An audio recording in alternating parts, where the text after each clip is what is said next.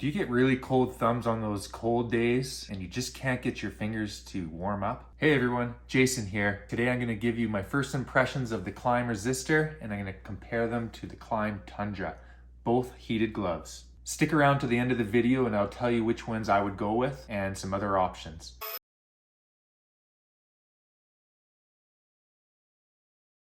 So initially I bought a set of FXR heated gloves, but I found that they were just too bulky and they're not exactly what I was looking for. So I returned those and I picked up a set of the Klim Tundras, thinking I wanted the warmest possible glove because I only really wanted to wear them when my hands were right cold and I couldn't get them to warm up. Well, it turns out that they're really tough to ride a mountain sled with. It's not bad if you were sitting there with cold hands and you just want to warm them up for a bit. But if you go to ride, they're so bulky. I actually found that they were somewhat dangerous. You can't get your hand and your finger in behind the brake lever and move it around at all. They are extremely warm. You press the button, they turn on, they heat up pretty fast.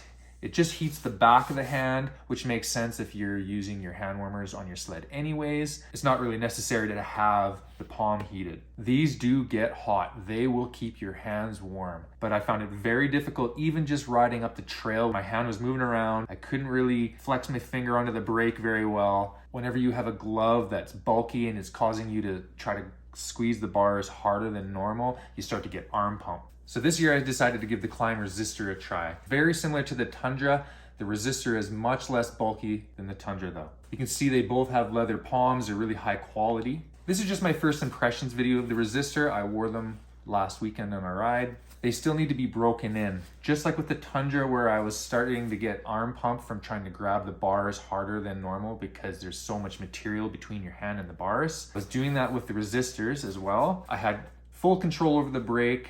Once they're broken in, I feel like I could wear these most of the day, especially on a super cold day. I haven't had a chance to ride them in very cold temperatures yet, where the tips of your fingers are starting to go numb even with your hand warmers on high. But these will stay in my snowmobile for every ride. One issue I had with the Tundras is where do you store these? You can put them in your backpack, but they have a bit of weight, and when you add that to all the other things in your backpack, you're starting to get a pretty heavy backpack. In my other videos, you can see the snowmobile I have, which is a new Polaris Matrix, and behind the display, there's a lot of storage, but not quite enough for the Tundra. These Klim Resistors fit back there pretty nicely. I just want to be able to take my main riding gloves off, put them into the storage, and then take these ones out of that storage spot. I don't want to have to go into my tunnel bag or in my backpack just to get my gloves out to keep my hands warm when I'm taking a break. I'll give you a basic overview and the things I really like about them. You can grab the bars pretty easily. These ones are still stiff. I was getting a bit of arm pump,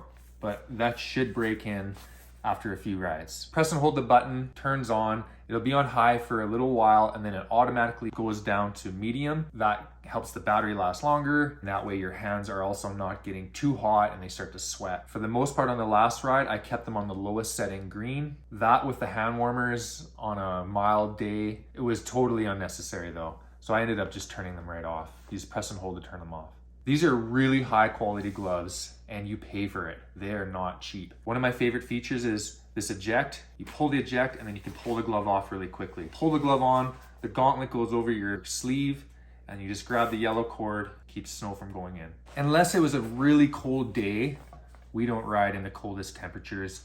Typically we ride coldest -15, sometimes -17. If it was that cold, I would likely be wearing these gloves the majority of the day. For the most part, we get to our riding area, the backcountry, where there's deep snow, you get off the trail, you're standing up, you're working hard, generating a lot of heat, and these just get too hot. So I'll stop, put these in my storage, and then I'll take out my favorite pair, which is the Klim Power Cross. They have a little bit of insulation on the back, no insulation on the palm. It's just leather and a liner that's bonded, and you have complete control over the bars. There's no slop, there's nothing, your hand's not slipping around.